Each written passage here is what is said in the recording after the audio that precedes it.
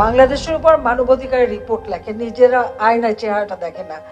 ওদেশে যে মানবাধিকার কতটুকু আছে সেটাই তো প্রশ্ন। কথা বলার স্বাধীনতা কতটুকু আছে সেটা প্রশ্ন।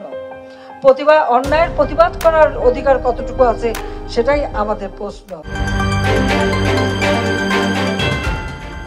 যুক্তরাষ্ট্রে বাংলাদেশিকে হত্যার যে জবাব চাইলেন শেখ হাসিনা। বাংলাদেশের উপর মানবাধিকারের রিপোর্ট লেখে, নিজেরা আয়নায় চেহারাটা দেখে না। ওদেশে যে মানবাধিকার কতটুকু আছে সেটাই তো প্রশ্ন। কথা বলার স্বাধীনতা কতটুকু আছে সেটা প্রশ্ন। অন্যায়ের প্রতিবাদ করার অধিকার কতটুকু আছে সেটাই আমাদের প্রশ্ন। যুক্তরাষ্ট্রের নিউ ইয়র্ক স্টেটের বাফেলো অঙ্গরাজ্যের নিজ বাড়িতে ঢুকে 2 বাংলাদেশিকে গুলি করে হত্যার জবাব চেয়েছেন প্রধানমন্ত্রী শেখ হাসিনা। আমি সেই জবাব চাই সেই মানবাধিকার সংস্থা, জাস্টিস ডিপার্টমেন্ট বা যারা আমাদের স্যাংশন দেয়, যারা আমাদের উপরে খবরদারি করে, তাদের কাছে আমার জবাব চাই আমি যে আমার বাঙালি কেন মারা যাবে। একই সঙ্গে তিনি যুক্তরাষ্ট্র জুড়ে বিশ্ববিদ্যালয়গুলোতে ফিলিস্তিনে হত্যাযজ্ঞের প্রতিবাদে আন্দোলনরত শিক্ষার্থীদের উপর হামলা ও পুলিশের দমনপীড়ন এবং গ্রেপ্তারের ঘটনাকে মানবাধিকার লঙ্ঘন দাবি করে তারও জবাব চেয়েছেন। প্যালেস্টাইনে এই ইসরায়েলের গণহত্যার বিরুদ্ধে আমেরিকার বিভিন্ন বিশ্ববিদ্যালয়ের ছাত্র শিক্ষকরা আন্দোলন করছে।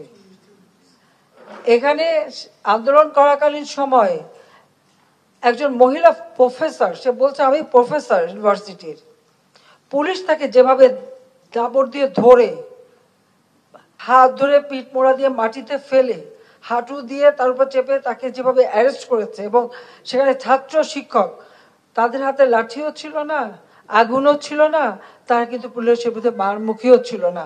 তারপরেও আমেরিকার পুলিশ যে আচরণটা করেছে, যারা আমাদের উপরে খবরদারি করে, তাদের কাছে আমার জবাব চাই আমি যে আমার বাঙালি কেন মারা যাবে। প্রধানমন্ত্রী শেখ হাসিনা বলেন, যুক্তরাষ্ট্রে ঘরে ঢুকে আমাদের 2 বাংলাদেশিকে গুলি করে হত্যা করা হয়েছে। আমরা এর নিন্দা জানাই। মানবাধিকার সংস্থা এবং যারা আমাদের স্যাংশন দেয় তারা এখন এর কি জবাব দেবে? আমি এর জবাব চাই।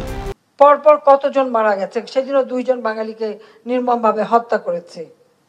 আমরা এর প্রতিবাদ জানাই যে তারা সেখানে গেছে, হ্যাঁ, জীবন জীবিকার জন্য গেছে, কিন্তু তাদেরকে এইভাবে বেঘরে হত্যা করা কেন হবে? তারা তো কোনো অপরাধ করেনি। ছোট বাচ্চা ছেলেদেরটা পর্যন্ত তাদের হাতে রেহাই পায় না, যে হাঁটতে চলতে পারে না, সে প্রেসিডেন্টকে কি বলেছে সেই জন্য তার ঘরে ঢুকে তাকে গুলি করে মেরে এসেছে। বাড়ির মধ্যে ঢুকে সে বাচ্চাকে গুলি করে মেরেছে। কি জবাব দেবে আমাদের যারা এখন মানবাধিকারের গীত গায় এবং বাংলাদেশে মানবাধিকার খুঁজে বেড়ায়, তারা এর কি জবাব দেবে? আমি সে জবাব চাই।